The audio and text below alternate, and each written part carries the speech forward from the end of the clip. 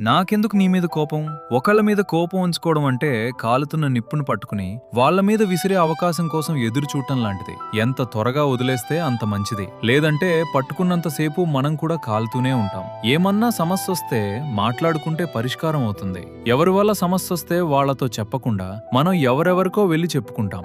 అలా చెప్పుకుంటూ మన మనసుని మనమే భారంగా మార్చుకుంటాం. కానీ నిజం ఏంటంటే మనసులో పెట్టుకున్న మాట బయట పెట్టేసినప్పుడు అర్థం కాని విషయాలు కూడా సింపుల్గా అయిపోతాయి. అంతేగాని ఈగో, కోపం, అహంకారం ఇవి ఏ సమస్యని సాల్వ్ చేయవు. మన మధ్య దూరం మాత్రమే పెంచుతాయి. ఒక్కసారి మనసు పెట్టి మాట్లాడితే అర్థం అవుతుంది. అర్థం చేసుకుంటే అన్ని సర్దుకుంటాయి. కోపం పెట్టుకోవడం సులువు, కానీ దాన్ని వదిలేయడం నేర్చుకున్న వాళ్లే నిజంగా స్ట్రాంగ్. కాబట్టి మనసులో పెట్టుకోకు, మాట్లాడి క్లియర్ చేసుకో.